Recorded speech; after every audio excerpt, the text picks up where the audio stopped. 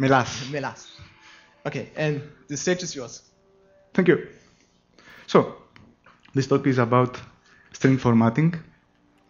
I think that string formatting is a very important feature of every language or framework. So what I consider optimal string formatting is this line here.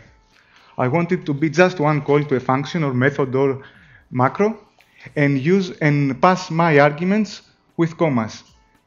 So this is what I wanted to do with Qt.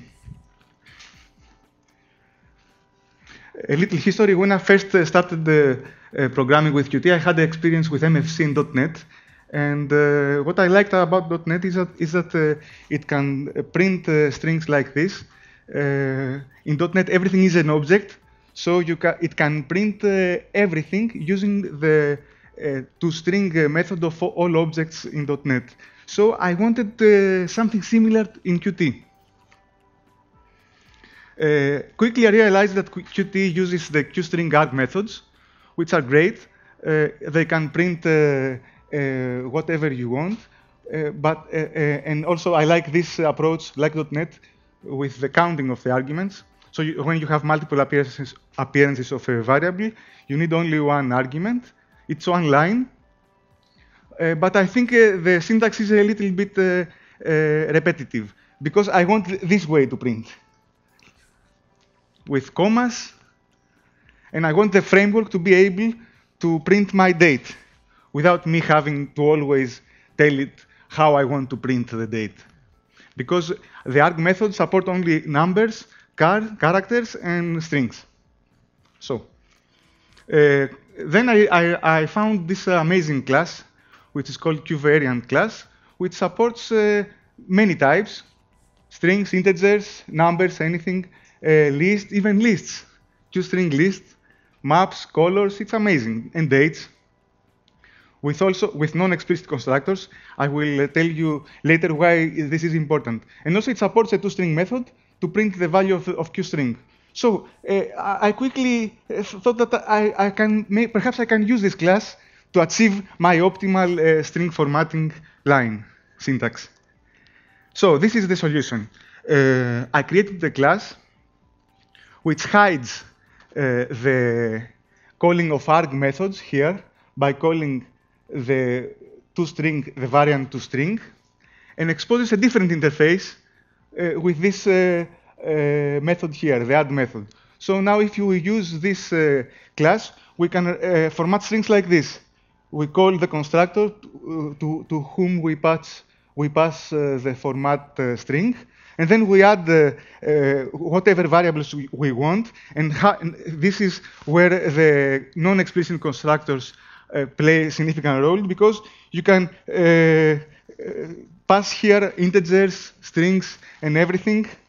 And then, as you add and they are being formatted, finally, you call toString, and you get your formatted string.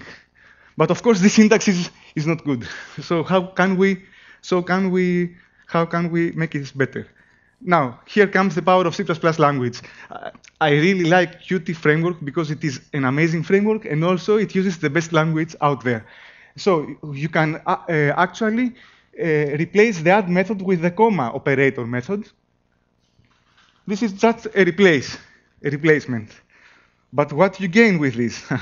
Here it is. You can now write VA format string name age with commas, not with the add method. But still, it is a bit far from the desired syntax, but not so far. Because the C++ preprocessor is an amazing tool, and it also supports variadic arguments. So if you define this tricky macro, you actually convert this syntax to this syntax, and case closed. Thank you very much. Now, this is a little bit heavy as a framework because it supports QVariant for everything. But you can very well extend the class and add the comma operator overloads. So, for example, if you want to just pass an integer, you don't have to create a QVariant object. You just pass the integer to the argument method, which supports integers. Also, you can extend it to perform custom printing. For example, whenever I want to print a date, the framework calls all this method.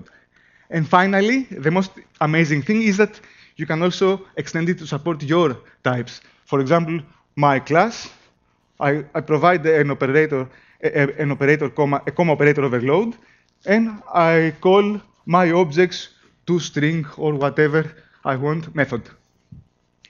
So the disadvantages of this framework is that, as I said, it's heavier than the original because perhaps you might create QVariant objects, but if you add all the overloads that the arg method supports, it's almost the same performance as the arg methods, with the gain of the better syntax. And also, the title of the presentation is Simple String Formatting, because this framework does not support arguments to the formatting. But perhaps this is what you want to do, because it is consistent on how it prints. So you don't have to type all the time, I want the dates to be printed like this. You define it in the framework, and then all your dates are printed in the same way. And of course, the advantages are that it's a very clean syntax. It supports these three types out of the box, because these three types also, of course, have a non-explicit QVariant constructor, and also they have a toString method that actually works. And I would suggest to Qt to add more, to add the toString methods to all the types it supports. For example, I have seen amazing printing capabilities to the QDebug class. I put a QPoint or a QList in the QDebug class, and it works.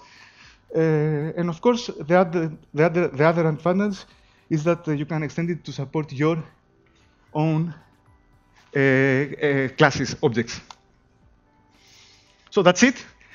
My name is John Melas. I am an independent software vendor. This is my site. I develop applications for the Motif series of synthesizers.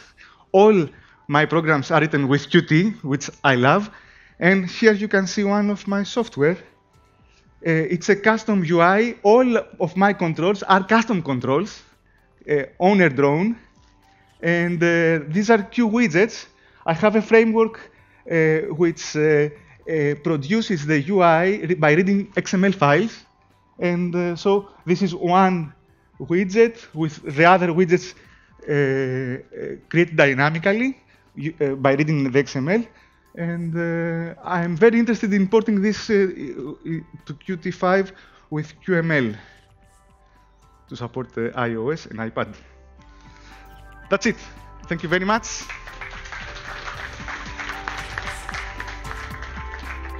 Thank you, John.